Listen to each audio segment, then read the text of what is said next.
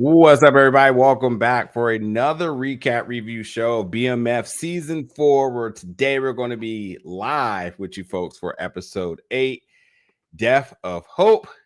It is your usual suspects here from Big Old Belt Media to break the episode down. Lucas, how have you been, my guy? It's been a little minute. Oh, man, I am good. I'm just getting home from passing Lucille's last service before they move forward with the new pastor. So, it was good. It was good. Good. She praised the Lord. She had on a Chanel dress stuff. Yeah. Like, damn, Pastor Lucille, that welfare check must be. I ain't know you could get Chanel with welfare. That was amazing. In that day and age, maybe not, but that's all you see nowadays. I'll tell you that. Yeah, I definitely have thoughts about that scene when we get there. Sorry for being late, y'all. I was out of town on some obligations. But nonetheless, we're going to do what we got to do to make sure we get the recaps out for you all. And yes, I know this is episode 8, and yes, there are 2 more episodes. I feel like now I should just go ahead and clear the air that I know we get the opportunity to cover things in advance. That's kind of how this job works. And for whatever reason, every bit of anything that I've ever gotten about this season all went up to 8 screeners, 8, et cetera. So I was like, maybe there's 8 episodes because nothing had been told otherwise. So, and I know sometimes like the IMDb's and the Rotten Tomatoes sites can tell you how many are in the season. That's not always accurate because sometimes that goes off of either norms or patterns or whatnot. So that's why I kept saying, oh, maybe there's 8. I think there's 8. But there's definitely more. I watched this episode a couple of times, and I watched it also on STARZ, and obviously I got to see the preview for next week. So 10 episodes this season. We never get to see the preview. Yeah, that's another thing for people out there. There are no previews with our screeners. I tell you another one that we don't get: closed captions. That's another thing where people are like, that's that. And I was like, how the hell was I supposed to know this character name was Bingo? Oh, I see, because you saw it on the closed caption. So, that's a little bit from behind the curtains. And, we appreciate the access and opportunity from STARZ to be able to cover this. But that's just what it is. That's just as plain as I could be about it, that we had got 8. We covered it weekly. We did not look in advance and tried to cheat ahead and patch it back like we didn't know what was happening. It was 8. I was told it was 8. I mean, I was given that there was 8. My information that was attached to it was 8. And when I say that, I mean like they tell you each week what day the episode airs, who's the writer, who's the director, and what's the synopsis. So I got 8 episodes worth of information on that note. So I thought it was 8.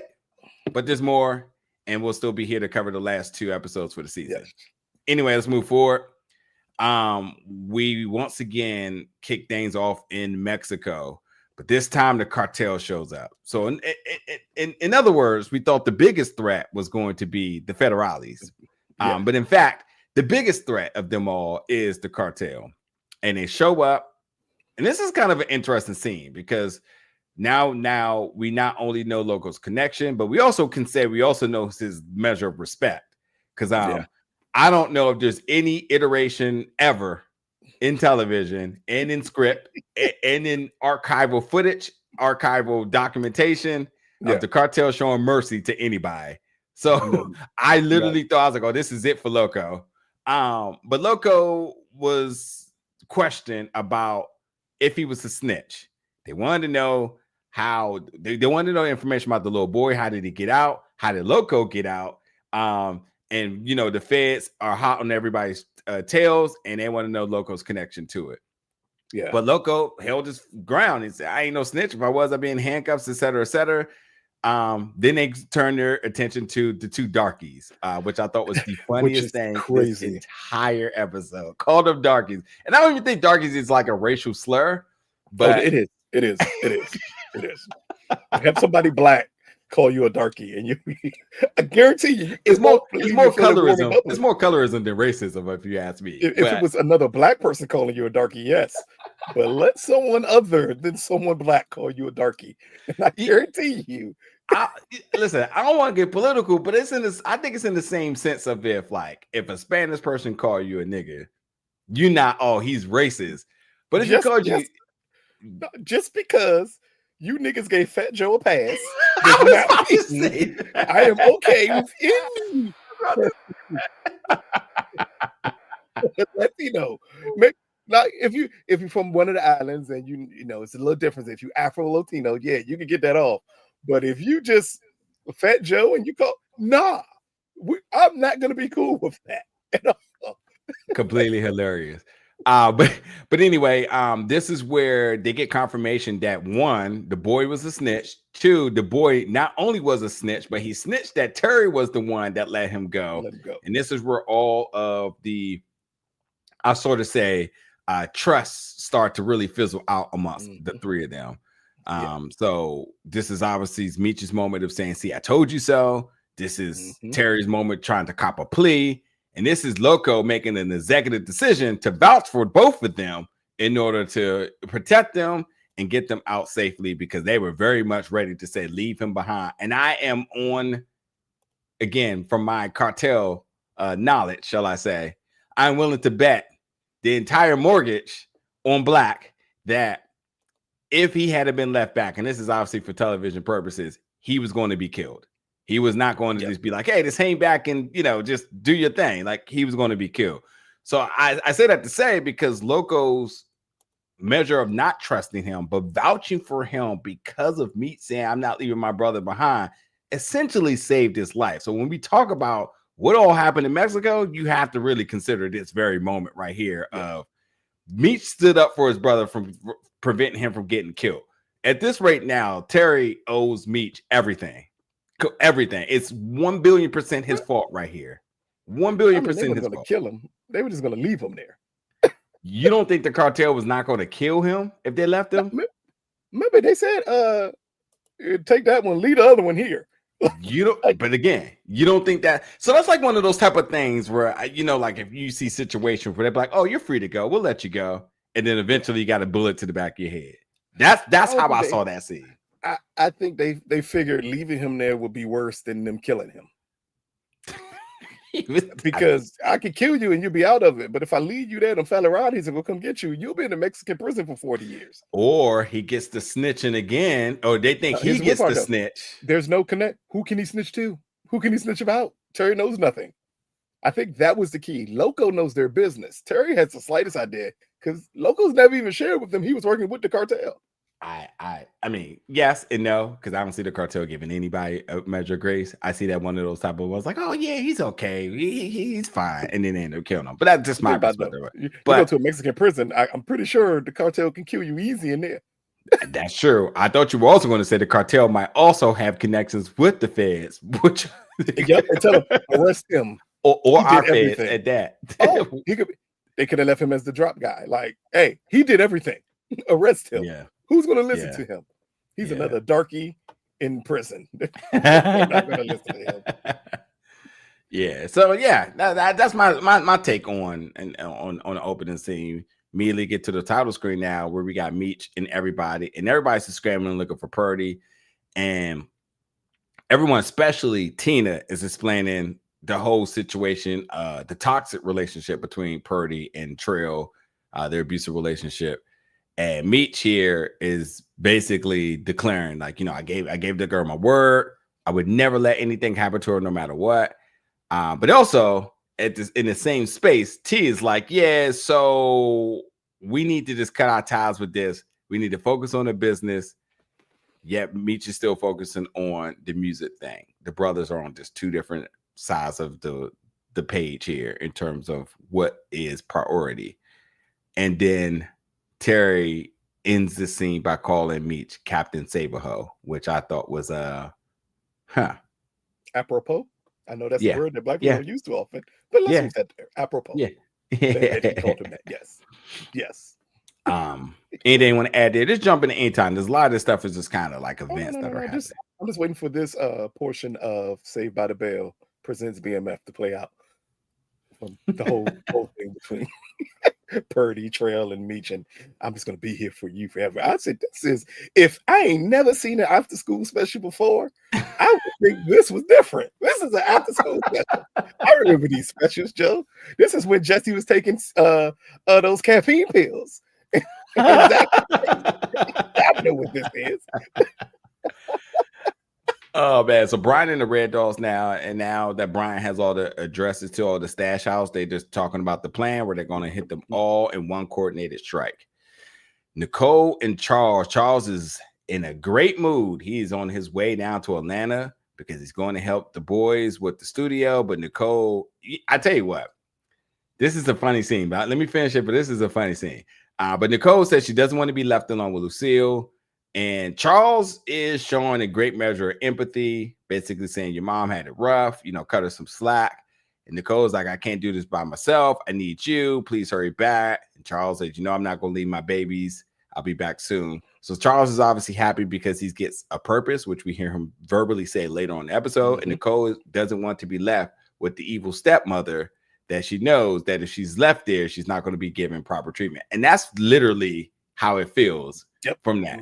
Like, now I said it's funny because when you were young, there's things back in the past and I'm like, man, I couldn't wait to be an adult.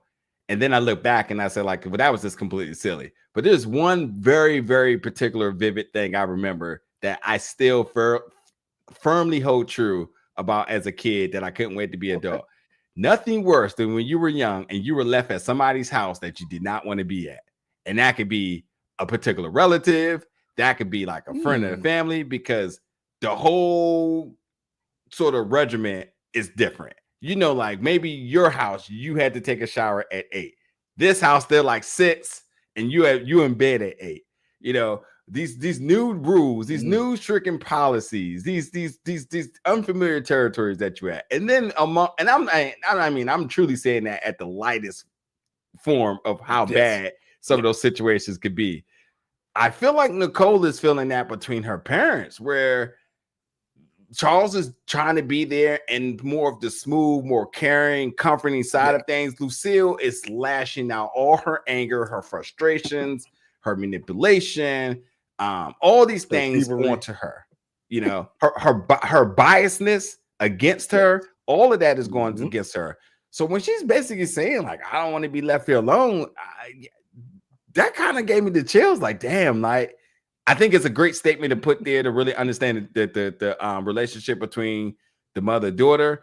And I think it's interesting to see how that's going to play out in the next 2 episodes, especially considering what happened at the end of this episode and her water broke. But go ahead. I was just I'm not going to say spoiled, but the best way to put it is I've never stayed over someone's house I didn't want to. Oh, after a while, your parents catch wind, and you would not be going back over their house. It was never an option. Never an option. Never. Look here. We were poor growing up, and my mama still wouldn't leave me, except for when she would ship me off to a place called Christ Child Camp, and I had to stay there for 6 weeks during the summer. Besides that, which I never wanted to go there.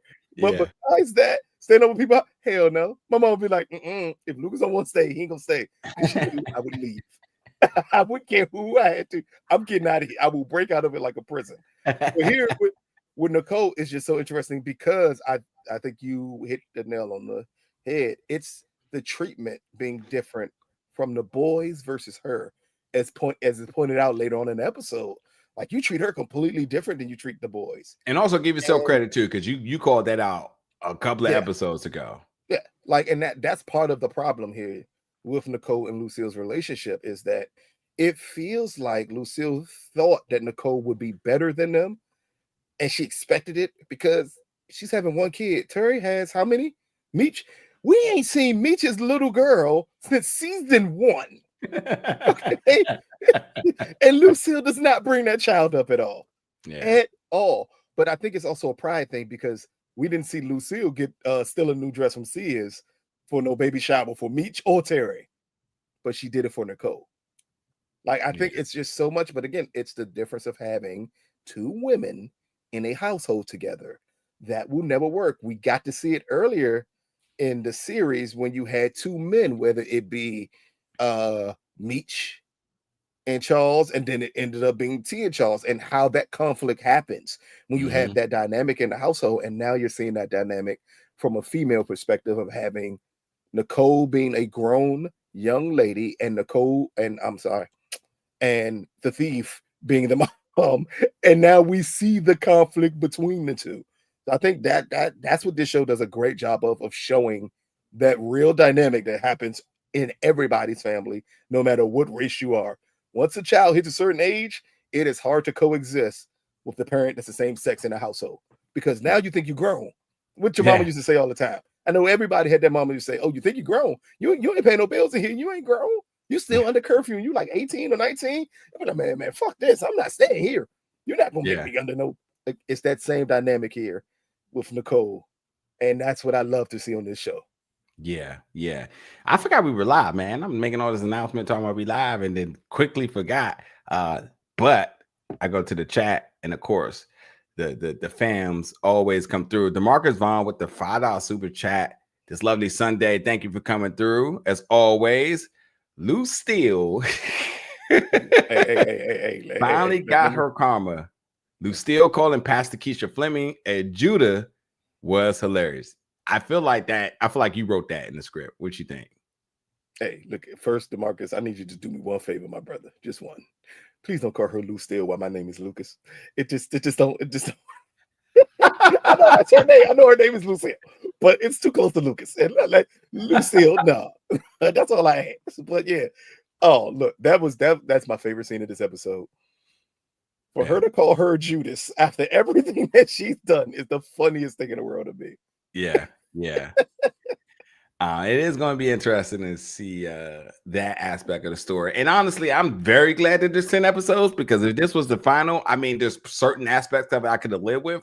But the fact that I still need to see how this sort of church aspect of things are going to play out with her, I'm interested. And that's what I also said too. Like, let's be honest, the B Mickey killing what's his name at the end, it's not a bad ending for a season of last of just. It was it's a kind of, we'll get there when we get there, but I'm still confused on what's the end game there.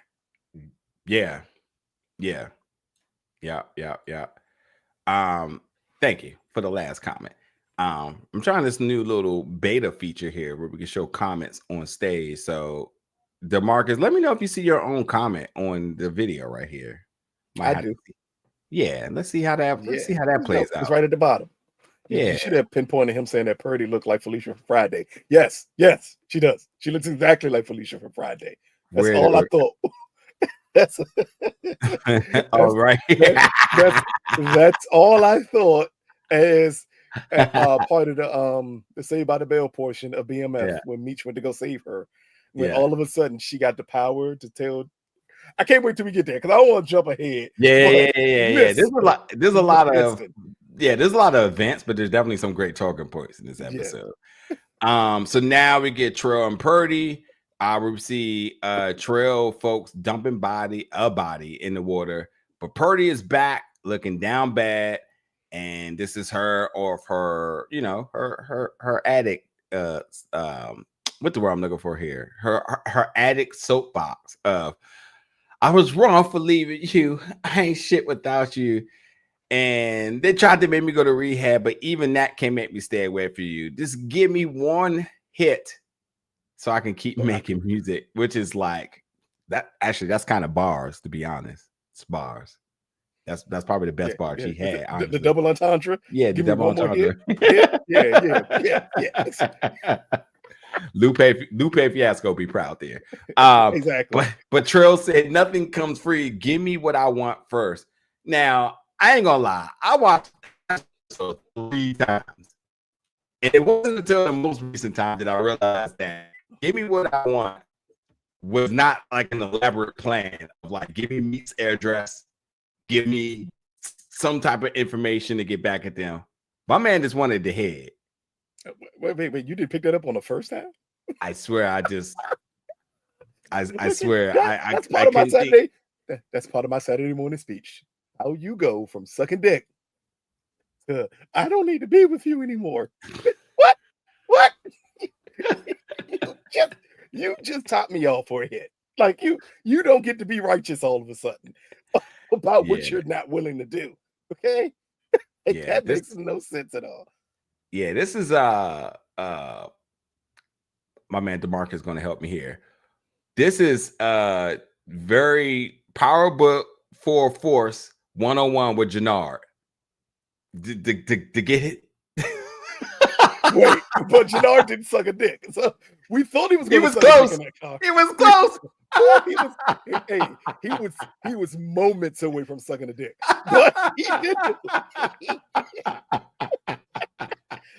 Oh shit. Yes. Jannard was moments away from sucking dick before hit, but he didn't do it. But Purdy here, like, but again, this all goes back to Trail's conversation at the Source Awards with Meech. Yeah. You don't know what you're getting yourself into. Yeah. An addict is going to be an addict no matter what. You can't help it. Yeah. All right, so now back at Trail House, the BMF crew rolls up, caught them slipping, and Purdy on the couch, unked out, begging everybody to stop. But then Meech out here gives his best white knight speech. You deserve better. Mm-hmm. Only you can decide what you want the world to see you as. I swear to God, I thought Smokey the Bear was going to pop up at any point. Because you can prepare forest fires. that's all Meech should have told. Yeah, because the barbs was feeling very much ghost written here. But then, Purdy has a moment of her saying, I never fuck with drugs until you gave them to me. I'm choosing to leave your ass. So what's interesting about this, and I know some people may think like this is kind of corny or whatever, but I do think this is like pure addict mentality here. This sort of tug of rope battle. And if she had been, we see how this played out. It was not ever going to be a happy ending, as we should all have known. She was going to be back on that couch if she had to survive that party one way or another. And we definitely know if the Fetty Wap was in that coat, and he knew exactly what he was doing when he gave it to her that time. But we'll talk. Well, what my guy Stoke Cook said on the Clips album, Fetty so strong you got to bag it with one eye closed. Like, that's what Purdy was going through here. This is when I say Saved by the Bell portion of the show. Yeah, this is the Saved by the Bell portion of the show. That might as well have been Zach again going in there to stop Jesse from taking caffeine pills. And Jesse like, you know what? I never if it wasn't for you, I would have been hooked on drugs in the first place. What? No. An addict is an addict, no matter what. It's about responsibility. But here it also shows, and I think the ongoing theme in this episode is to show that while Meech is in control of a lot of stuff, he is oblivious to things that can really hurt the business. Whether it be Purdy, whether it be the Laz guy, I think that's his name, the little dude. Yeah. Like Meech is oblivious to this type of stuff. Terry warned him repeatedly. Purdy is a bad investment. And Meech would not listen because he has to save her. I gave her my word. That word went out the window when she OD'd the first time. Yeah. Like, it was like, okay, at this point, you understand you're dealing with an addict. And we'll get there later on in the episode. That's what I love what Bryant said to them in that hospital. That is the realest statement on this show ever, is what he says to Meech in that moment. But here, again, you should have known she was an addict. She just got finished topping him off for a hit. Leave her there. She has to want to leave. You can't rescue a person. You can't make somebody give up drugs. You can't force them into sobriety. They have to want it. And Purdy never wanted it.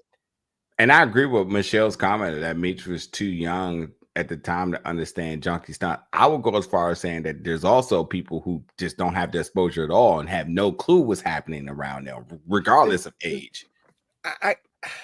I can't go with he's too young to understand junkie stunts. And the reason why, he sells drugs. You know who understands junkie stunts more than anybody? A drug dealer. And you understand them because those be the people who come back to you no matter what for it. Is difference between not understanding junkie stunts and having biker boy vision because you like somebody. Why biker boy? Because biker boy vision is this. Everything is straight ahead. I can't see nothing on the perimeter of anything. I'm looking straight. He's looking straight ahead with Purdy. Yeah. And he's not looking at anything else. So he's oblivious to it because he wants to be oblivious to it. The point that you and your brother sell drugs and your brother sees the problem and you don't, and Terry's younger than you, I know it's not an age thing. It's a Meech thing. It's that compassion. You can't be a compassionate drug dealer. I hate to tell you this. If y'all ever seen that in a movie or a show, that is a lie. I knew you were going to say that. I knew you were going to pinpoint the Bryant scene. I knew you were going to have that take because consistency. By you had the same sort of reaction to in Snowfall. In a close situation by that. Yep. Which, by the way, rest in peace to what's his name? That played Avi in Snowfall. He passed away this week. Yeah.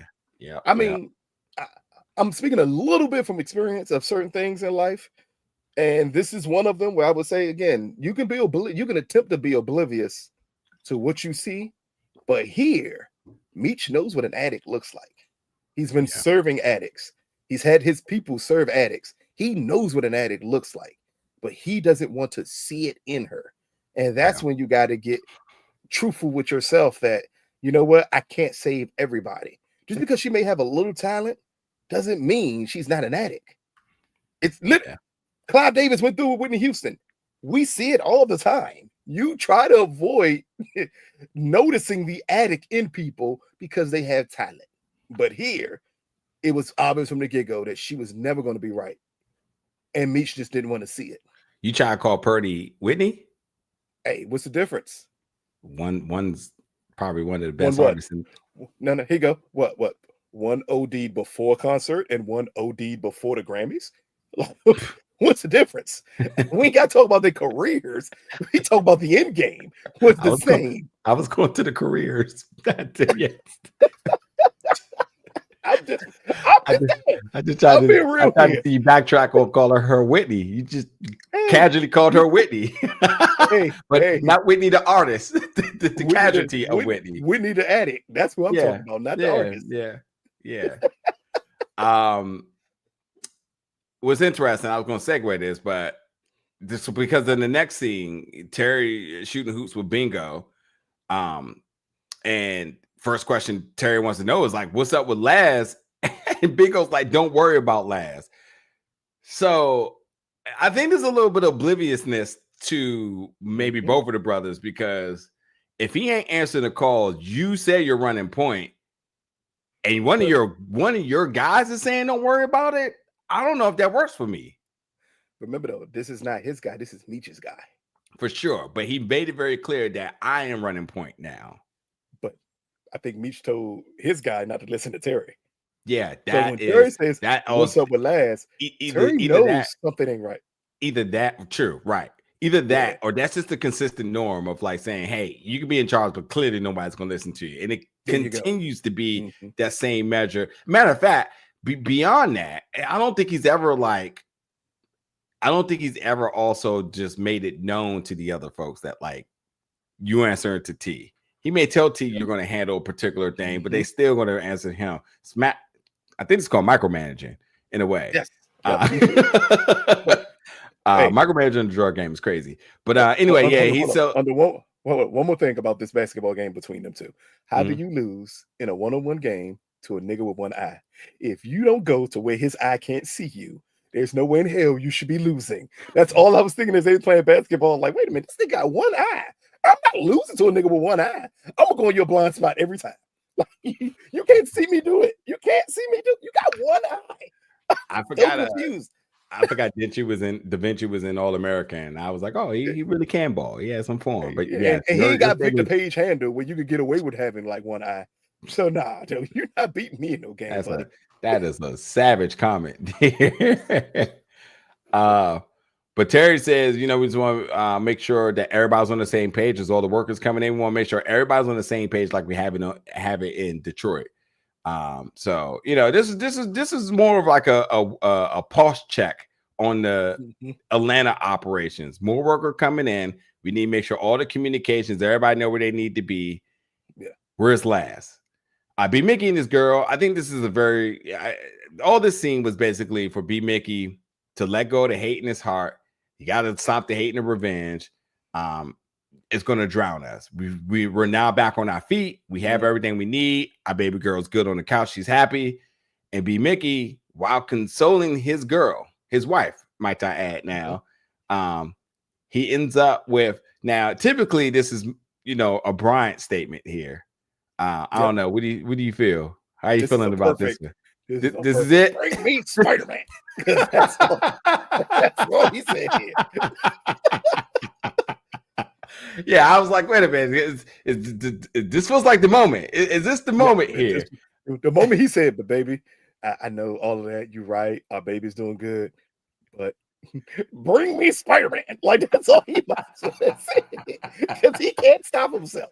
He literally said to her, I gotta finish what I started. I was like, what the fuck? Okay. And in classic crime series drama 101, whenever someone says, I gotta finish what I started, expect them to die soon. Because no one finishes what they started. No one finishes what they started. That was the dumbest statement in the world. I really couldn't believe. I just couldn't believe it. Like, it was completely hilarious. But for the sake of the video, I want Spider-Man.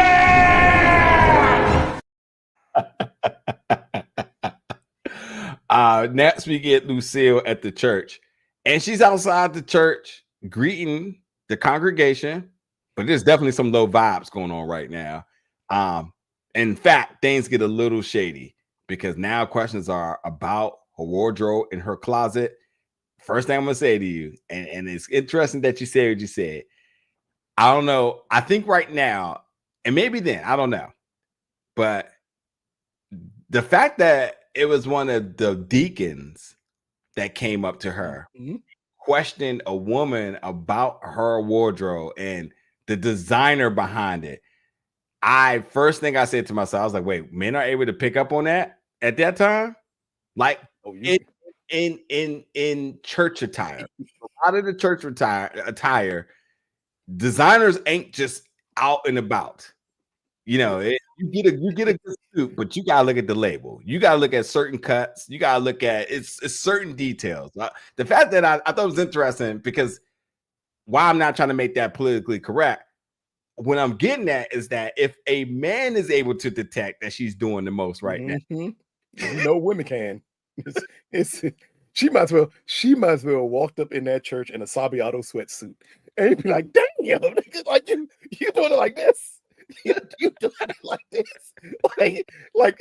It's obvious that she's like over the top with it. To the point her whole congregation is looking at her like, damn, like you pastoring us and you got one. Lucille has made that $3,000 that she stole from Nicole stretch longer than anything I could ever imagine. Hey, this she's stretching longer than Galactus stretched Mr. Fantastic at this point with that $3,000. She is killing it, Joe. Yeah, just like a 70-month car auto loan term right here. Like these are never ending. Not 71. It's that Capital One auto loan here. She got that $3,000 for 146 months. She's stretching the hell out of that Joe. Yeah, I thought that was interesting. I was like, oh boy.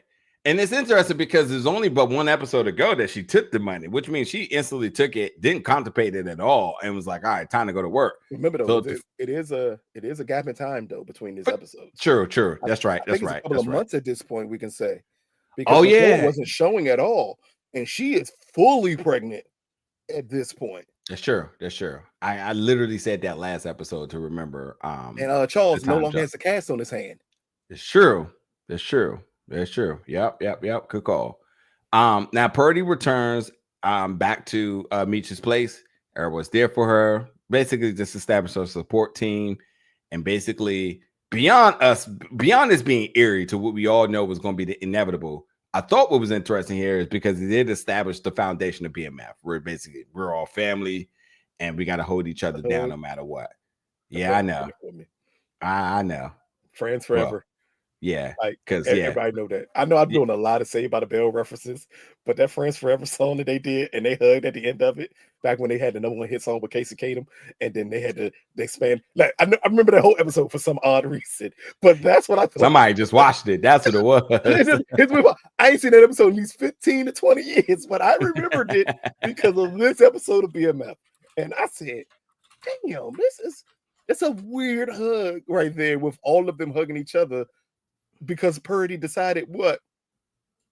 that she wanted to come home after leaving because she needed a hit. Yeah. It's insane to me. Yeah. Well, if there's one thing I learned about this scene is that in BMF, we don't have friends. We have family. Except for my guy from Fast and Furious wouldn't have hugged like this. They'd have sat around the table, had some Coronas at a barbecue. You know it. It. Mm-hmm. Yep. You already know.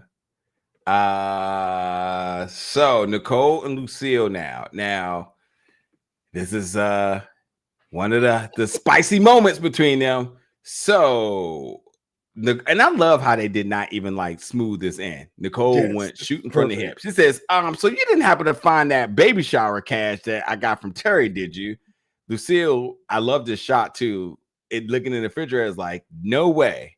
And like just her sort of demeanor of like knowing she was caught red-handed, but like, no, why?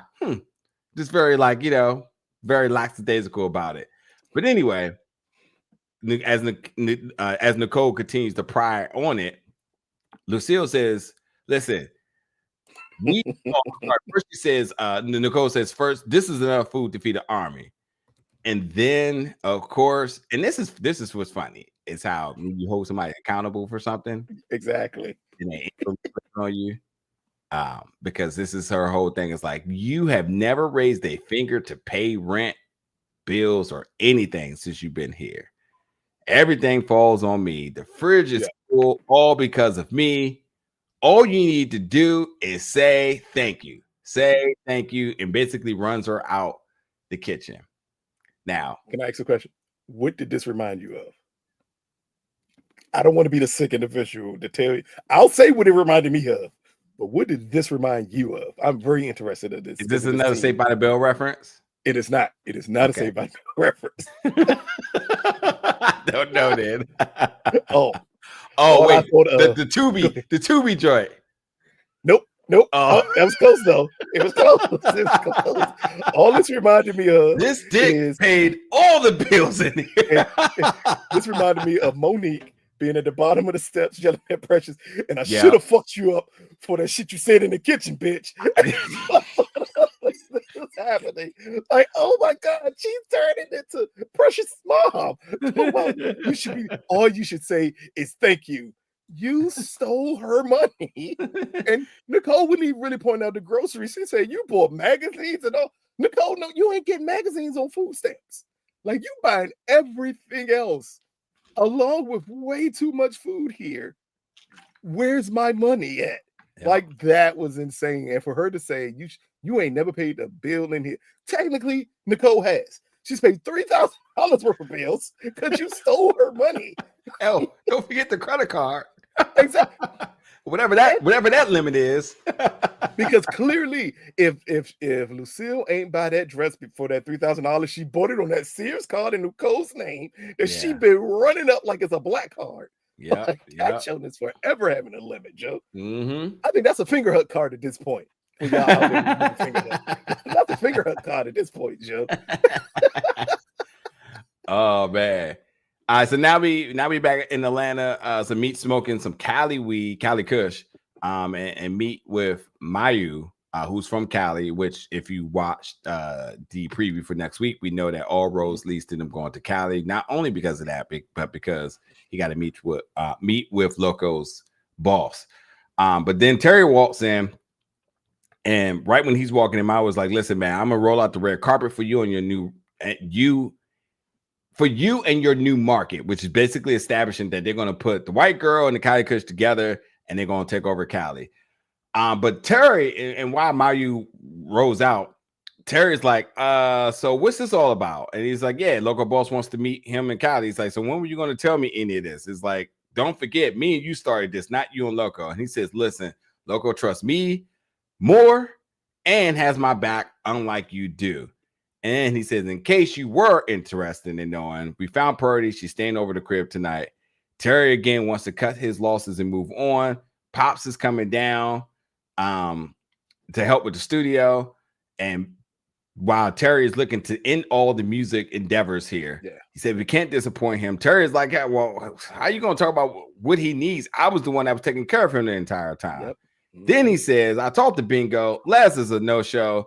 Laz didn't report. It didn't Meech says, Laz doesn't report to you. He reports to me. Exactly. Be on time to head to the radio station so we can promote Purdy. There's so much of an issue here because it looks like people are being reactive and not actually understanding what's being said, because the whole fact that Laz is no-showing definitely wasn't something for you to clap back and say because he reports to me, not you. Okay, well, have you heard from him? Or did we just forget about that? or we just willing to shoot in the breeze that we ain't heard from this nigga in a couple of days.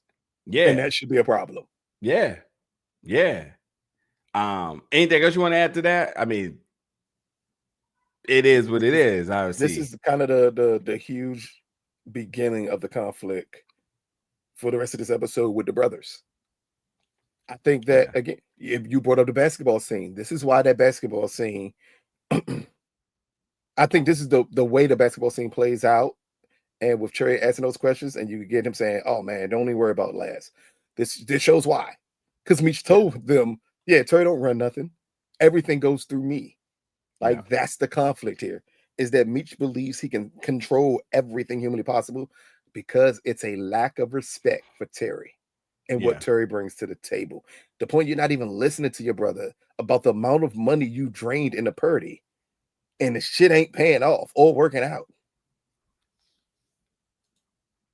Like that's the issue here. Is Meech Meech believes he is BMF, not him and his brother.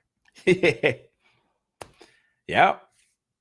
All right, so Marisha and Boom now. I don't even know what to really make of this scene, but Marisha Boom is now back after he's been gone for a little while.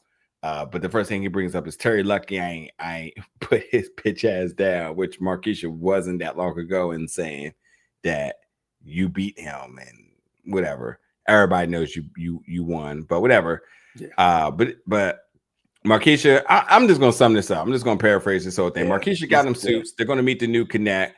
At the same time, Marisha is still lobbying her way to run the business because Boom doesn't need to be under the radar, under the scope of the feds, knowing that any little thing that he do is end up going to get them back, including not winning that or not backing down from that fight, and not getting in any trouble. And so on. But Boom also lets her know, like, listen, I know in terms of getting the suit and everything, you know better than to blow this big road that he got for her. So whatever. Charles is now down there in the studio, helping with the studio. I can sum this all up as well too. Charles is just connecting the soundboard. He now feels fulfilled because he has a purpose. Meech wants him to write a song for Purdy. Charles says, like, you haven't asked me for anything in years. And then he gets gift 3 guitars, and Charles is just having his little intimate moment with his guitars, shedding a little tear, doing all the Charles faces. For pointing out that he named it Sheila, Maxine, and Foxy Brown. That's crazy. Yeah. That is crazy. Yeah. But on a more serious note here for this, what song is Charles writing for Purdy? Because Purdy has decided that she don't want to do R&B and she just wants to rap. I heard that song that Charles wrote that they was boogieing into at Nicole's baby shower. I don't think that's something Purdy would want to rap about. You know, there's been worse combinations in life with artists and writers. I mean, no one wants to hear Drake and Central C BMF. So no, we don't need those type of songs here. It's just funny because it also again shows the disconnect of Meech. Yeah. Because now, like, I'm gonna get Charles to do this. It almost feels like he's attempting to make up for his lack of being there for Charles by giving him all of these gifts and opportunities. Yeah. And that's the problem here. Yeah. Because Terry is 100% right when he said, I've been there for him. Yeah. Like, I've spent time with him. You've been nowhere around anything. And I think this is Meech attempting to make things up to Charles. Yeah. Yeah. Okay. Fair enough. Lwanda and Nicole, they're folding clothes together. Nicole is talking about not getting along with her mother, Lucille. And Lwanda wants to know why. Nicole's like, oh, because of the disrespect and the stealing. And Lwanda's like, wait, what? And she confirmed she was the one that did bring the money from Terry. She personally delivered it, so the money should be there. But then this is also her establishing, as much like you said, the bias that had been created for her, that she was treated different than the boys. And Nicole making a statement of, I feel like I let her down and not the other way around. They have a little prayer together. And in the prayer, she asks for a boy. And Lwanda looks at her like, what was it that Lwanda was sort of thinking through all of this in terms of why she just seemed a little like, I don't know, hesitant about everything? Probably would not. I thought it was to not step on the toes of that relationship. Go back to season 1 in the relationship that Lwanda had with her mother when she was pregnant with Terry's first child. And she probably doesn't want the same thing for Nicole that she went through. Yeah. So she has more faith possibly in Lucille, but it's playing out like Lucille played out like her mother was. Yeah. Like, remember, her mother was taking money, telling her to do stuff to get money from Terry. And she's probably thinking, like, I hope Miss Lucille's not doing that. And she's not turning to my mother. And I know how that relationship can look. And I don't want to overly involve myself in it, even though I kind of know where it's going to. Yeah. Yeah.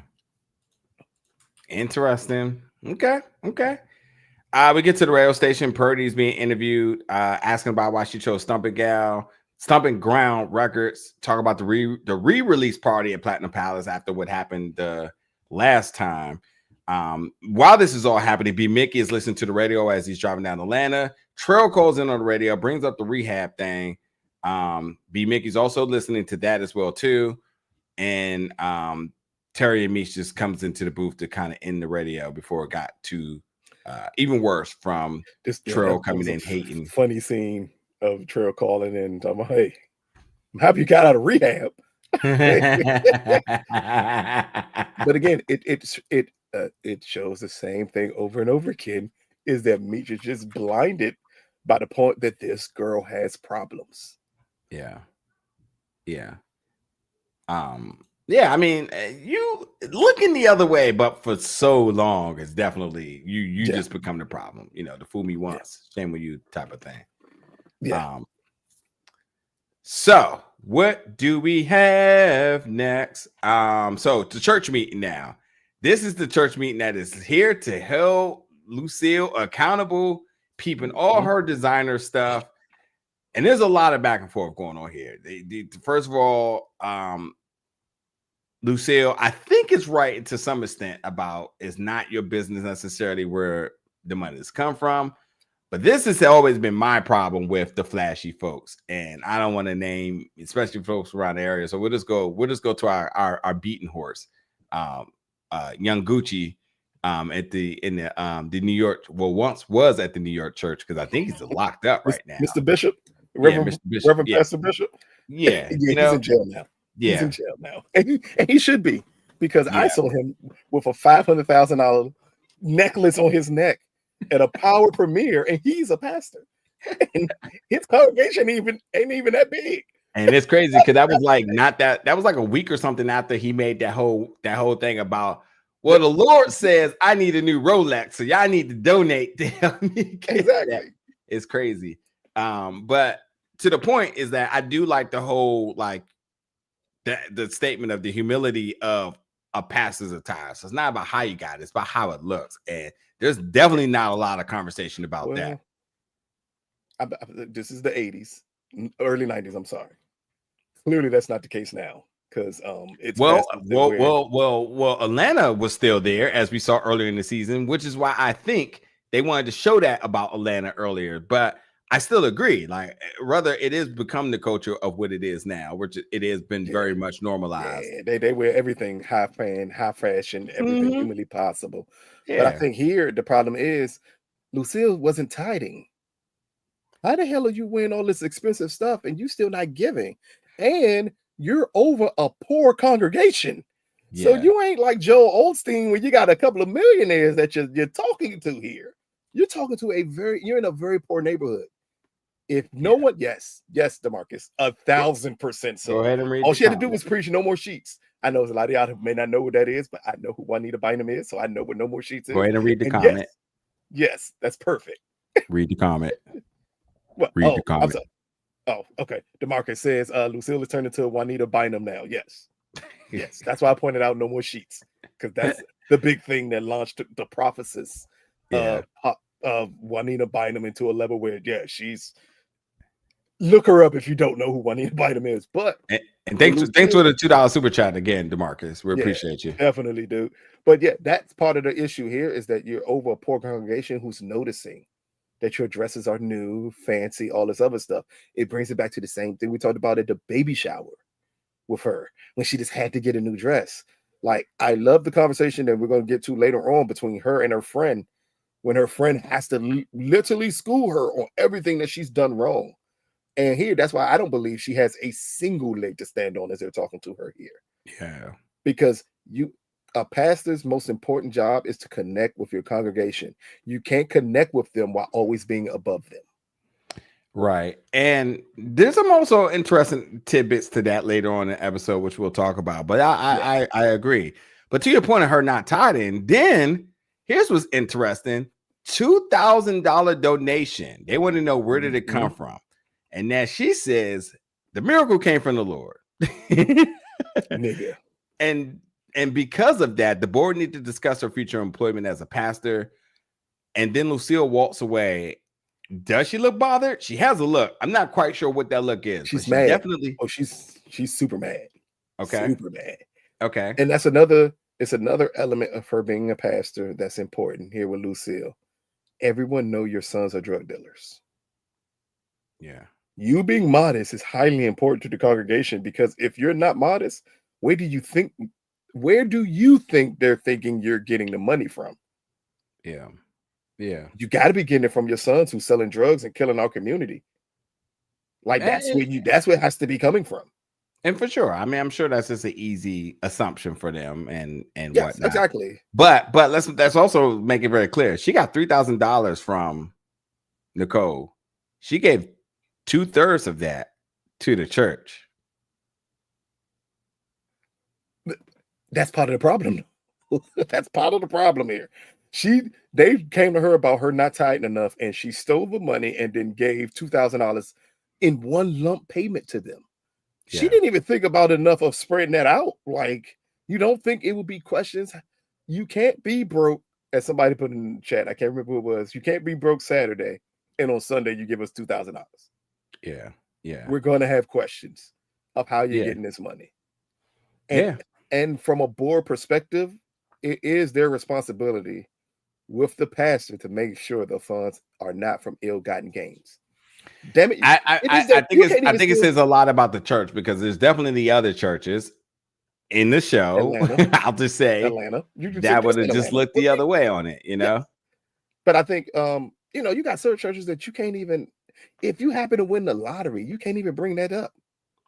I'm not gonna say how I found that out, but I found that out during a very personal time, because something like that happened in my family, and we were literally told while crafting an obituary, you can't say that happened. That's insane. But it's also, it goes to credibility. It goes to not promoting things that you shouldn't in church. And I think that's Lucille's biggest issue, because at first when she was going to church, the biggest issue was the way they were looking at her because of what her sons did. Now you showing up in a new dress every week. You tied in ridiculous amount of money very quickly. Where do you think we're going to think you got the money from? Yeah. All right, moving on now. So Purdy having writer's block, but everybody's there. And she's self-conscious about everybody knows she's in rehab, but with all the Flenory boys there, they're all just giving her different perspective about what writer's block and how to move on beyond this. And Charles is chiming in. It seems like she's just taking a liking to Charles' sort of approach to this for reasons, I guess. So Boom and Markeisha, they go to meet Giovanni.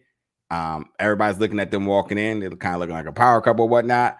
But this is all about them establishing the new connect. Giovanni has stuff coming in from Texas. Boom wants to get back in business, and he says, like, listen, I can definitely get you in there little by little. But he says, I got a new business partner coming too, as if there was like somebody else that was supposed to walk in, but it was just Markeisha.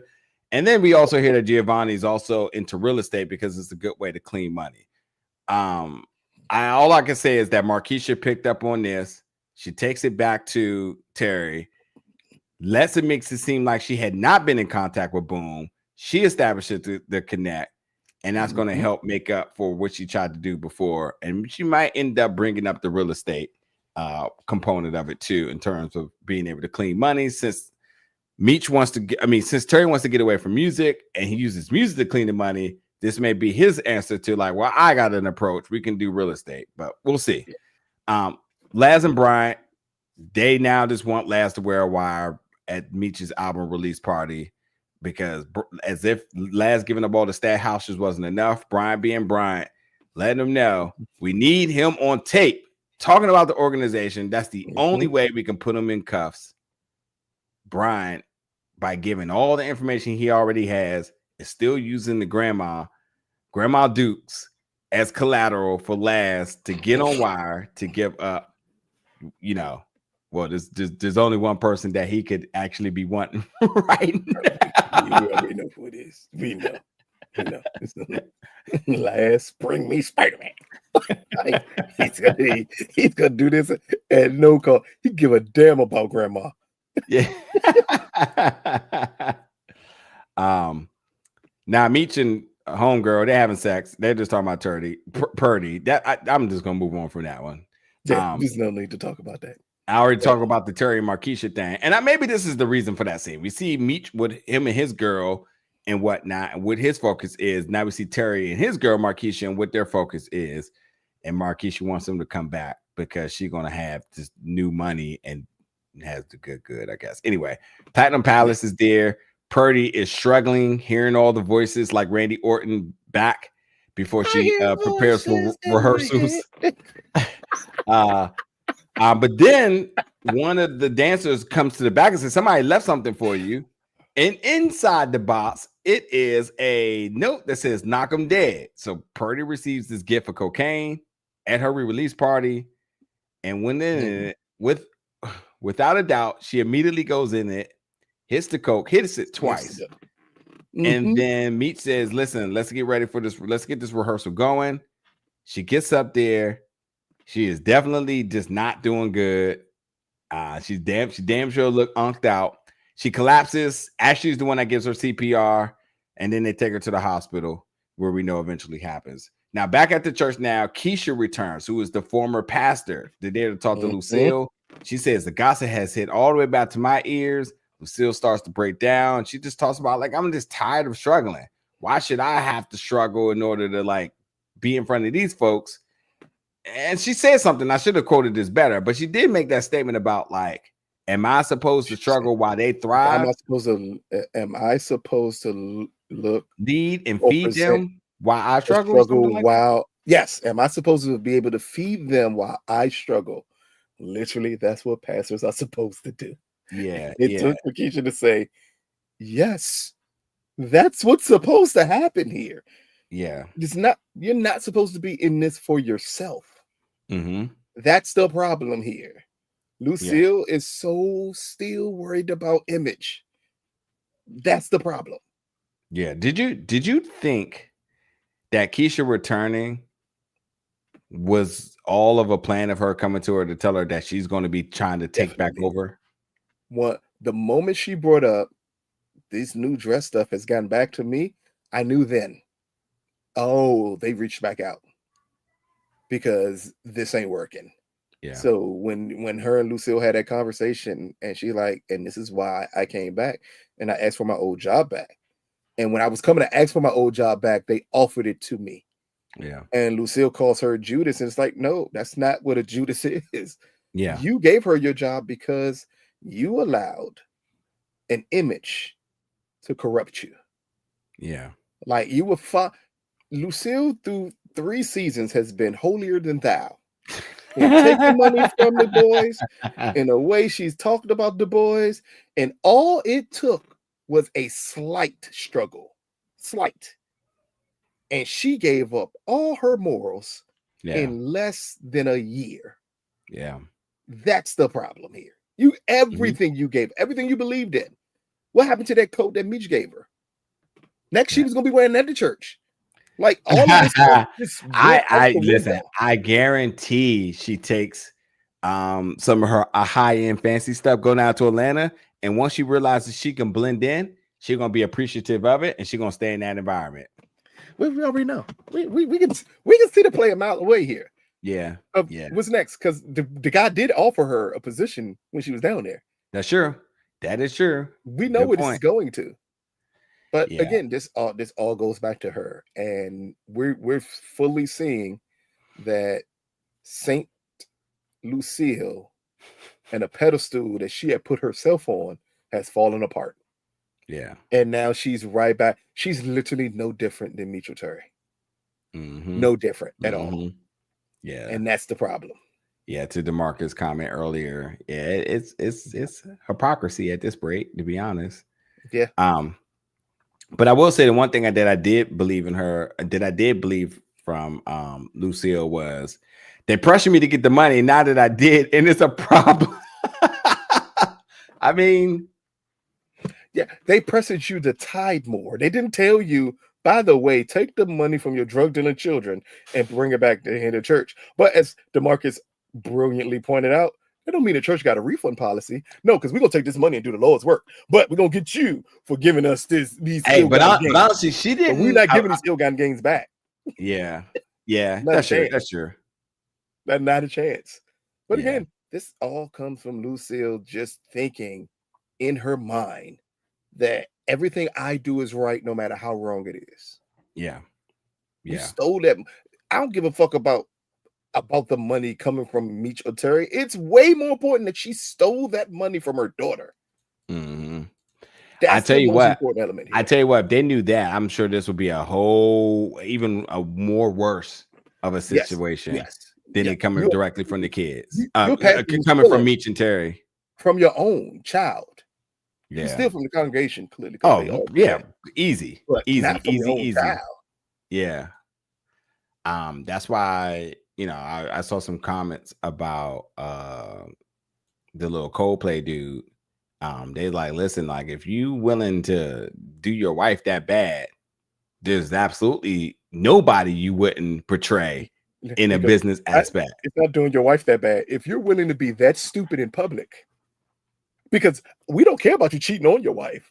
No, but I mean, like if you can do business with somebody if you're gonna publicly humiliate your wife. That's what I mean. Yes. There's no and considering the business is all built around their partners, they're all pulling out. As soon as they saw that, if there was anybody who's ever on the fence before, they're out. You was hugged up with your mistress. I don't give it. There's never a good place to be hugged up with your mistress. Wait, ever. You said Coldplay is not a good place to be? Fuck no. You can't trust Chris Martin. What about Breezy Bowl? You know what? You make it get it off at Breezy Bowl, but you can make beat a bitch at Breezy Bowl and be perfectly fine. I'm just not gonna lie to you. Yeah, you literally, you literally gotta be moving on. But not Coldplay or Cowboy Carter or Taylor Swift. All those are places to avoid going with your mistress. Okay? You avoid those spots. But Breezy Bowl and a Playboy Cardi concert, maybe even Tyler. You can get it off at Tyler too, because Tyler don't care. But any of the other shows, absolutely not. All right, so Brian and the Red Dolls now they bring the information that Purdy OD'd, and they got an ambulance call about it, and Brian wants to know what hospital it is. At the hospital, everybody there, they get the information that she didn't make it. Sorry. Terry instantly gives this aha moment. I told you so. And then with the two brothers going back and forth with one another, he said, listen, we're still going to have the party because we need to tell a story. That's when Bryant rolls up and he said, look at y'all acting sad off of this one bitch as if you haven't been pouring drugs into the community this entire time. And he says, you know what's funny? Y'all were raised with both parents and y'all still are a piece of shit. And I thought it was interesting that Charles stepped up to the front to protect his sons and even clap back with the whole thing of saying you are the problem too to the community. There is some truth to that as well, especially with him having super jurisdiction wherever he goes. But beyond that, he says there's nothing more that will bring me joy but to bring to put both of your kids in handcuffs. And actually, he doesn't even mean that because he only really wants to get Meech. I think he almost forgot that Terry was even one Terry of his. Does not exist. Yeah, Terry does not exist. But I love Meech's clap back was like, "Oh, this ain't gonna bring little Kevin back." And once we all locked up, you ain't gonna have no purpose. And then he says, "Listen, your time is coming." TikTok. A lot of truths being said there, but also a very good scene out of all the actors involved. This is one of the best setups of this season. Yeah, because it finally spoke the truth to Meech. Terry didn't need to hear it. This was for Meech. You crying over this one bitch like you ain't killed multiple people for your drug game to sustain itself. Like directly and passively. And directly. Yeah, indirectly. And you up here crying because addict is dead. You know who creates addicts? People like you. You mean you. Exactly. You create like, why are you crying over her? This is stupid. But then the clap back of all of this won't bring Kevin back. I think Meech tried to sting Bryant there, but he didn't understand it ain't necessarily about bringing Kevin back. It's literally about him getting you. Well, okay, hold on. Before we go any further here, if anybody thought the Bring Me Spider-Man thing was a joke, this is literally the most. It don't get more clear than that him doing this as a measure of like righteous revenge or honoring of his son. He probably forgot he had a son at this rate because he literally only cares about Meech. Yep. That's it. Yep. That's it. So basically, Brian said, "Fuck all that you talking about. Bring me Spider-Man." Yep. And people have to stop going by the notion that if you bring me down, you have nothing else. You know what I'll have? I agree. You're in jail. I agree. Understand the joy I get that you're locked up will more than sustain me. I agree with Meech 1,000,000,000% here that Bryant, without the duty of chasing this guy, this obsession of getting his guy, and this is, I don't know, who do we give this trope to? I want to say it's the power trope, but I definitely feel like this has been something way beyond power about the obsessed cop that No. Go back and don't think police, and you'll get the obsession better. This is Moby Dick, the white whale. Yeah, but it's the white whale. Once I get you. But I think people always make a horrible assumption. Because to me, that's what Meech is wrong. That's the so again for television purposes, I will say, because there is people that you reach that ultimate goal, whether it's a championship, and you're like, oh, you won, now you don't want to play no more, and that is for some folks. But I think, and that's why I say maybe it's the power trope, because when you think about like the Saxes and Greg Knox, do you think that like if given it wasn't their ultimate demise? Do you think that if they had got James St. Patrick, there would have been anything left to talk about those characters beyond that? Like the Jennies in the world, the Blancas. Once they get to St. Patrick, that's it. I think that if you think on a perspective that's not a police officer, then you would say, that's it for you once you get me. But we've literally have this played out with police officers in real life. You think the guy who... But for years, that's why I keep calling it the power trope. I'm equating the show to actual real life crime because I think that's how they equate these characters to one another. You think the guy who locked up Frank Lucas wasn't fulfilled? He got Frank Lucas. He was absolutely fulfilled by that. No. I do one better. The BMF documentary. When the hell is season 2 dropping? They showed a little teaser of that, and there's been nothing. But no, the guy who locked. Yeah, and all of them, they became rock stars after that. They wrote books. They, I don't know, some of them retired, some of them still did their thing. I can eat off you forever. Right. I eat off you forever. I personally feel, in the comparison to the power cops, is much like Jenny. When Jenny wasn't able to get Tariq, she quit the force. She left town. There was nothing else for her to be done because she could not get over on this board. And again, that's why I call it the power trope, because like you have to extend disbelief that the idea that like these people are Antagonist, protagonist. They don't get their person, then it doesn't matter. That's just it. In real life, I agree. That's why the documentary, I think, is working towards your point. But I think for television purposes, as we have seen with these characters, they either get their person or they don't. They like their whole thing is like, I'm going to get him on my dying breath, or that's it. And if I don't get them, then there's nothing else more for me to do. That's where I'm starting to get with Brian, like to the point that like the difference is we might not even address him losing his son ever again. Yeah, I think for here the difference is we know how this ends, so we know he gets them. Yeah, so it's a little different. In Power, it was always a question: what would get you if you didn't get them? Here, we know Brian gets them. Like in the end, he reached his goal.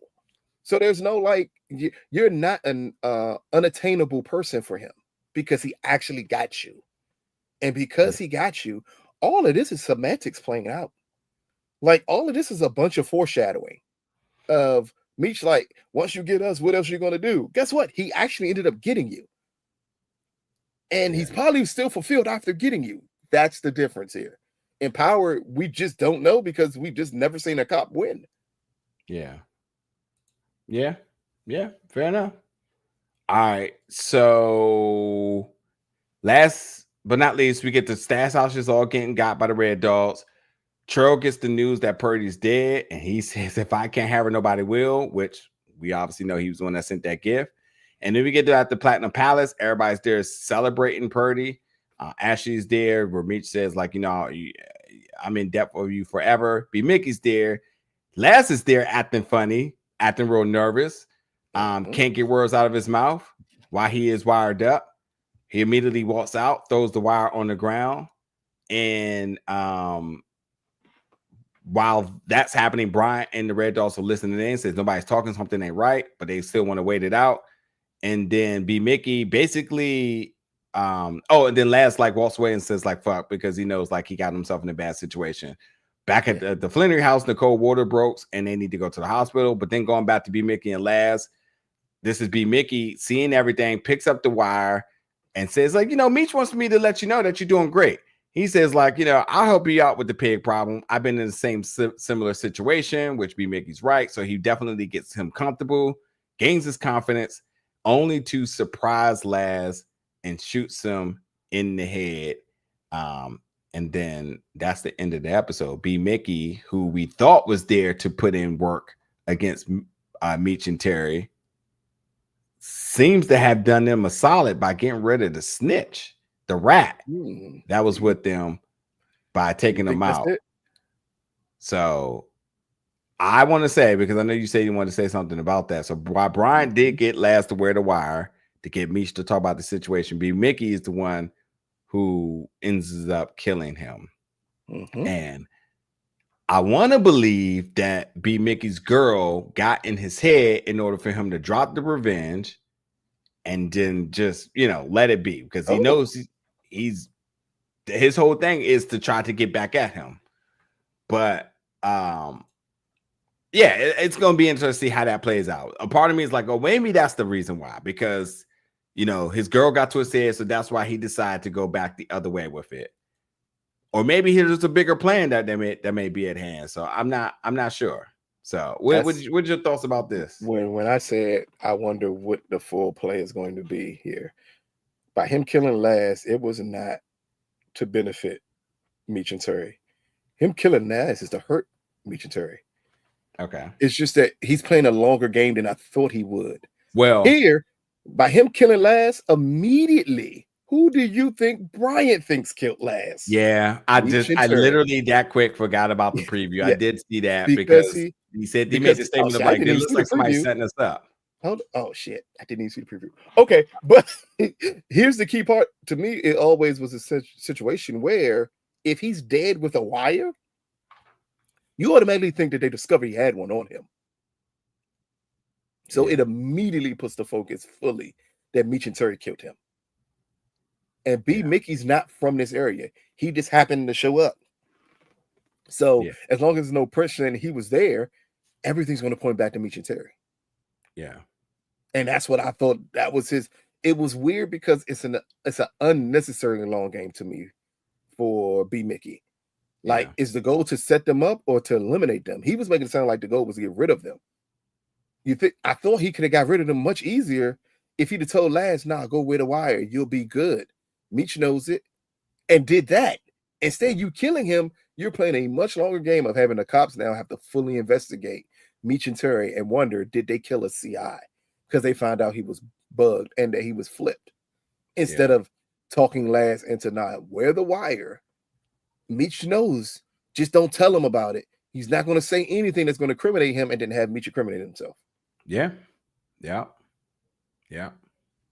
But he's definitely not. This is not for the benefit of Meech in any way, shape, form, or fashion. This is to hurt him.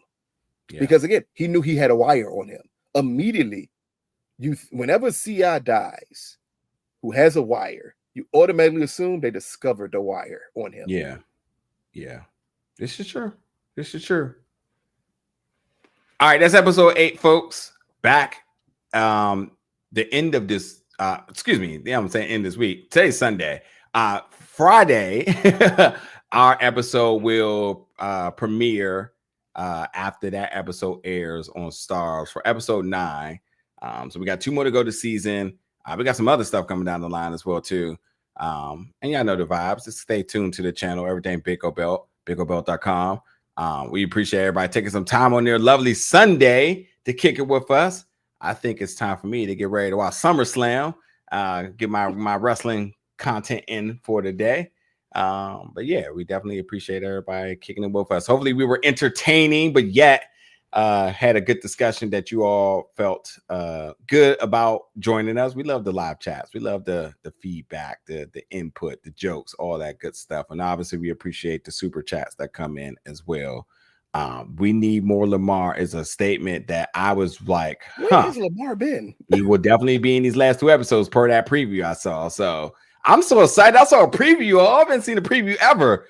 So now I guess I can make those what to expect videos that everybody loves so much about. Well, Lamar's back, so he got to kill somebody because Lamar's back. But anyway, he's definitely back in the next 2 episodes per preview, and it looks like we're gonna have a crazy episode. I see some explosions and I seen some crazy faces from Markeisha, so I don't know what that all means, but we're gonna find out. But yeah, as always, we definitely appreciate y'all kicking it with us one way or another. Next week will not be live. We'll see what happens on the finale, what we're gonna do. But either way, stay locked. Hit us up in the comments, and we'll be there to interact with you all. So thank you all for tuning in for another BMF recap from Lucas and I. We'll see y'all back in just a couple of days for episode 9.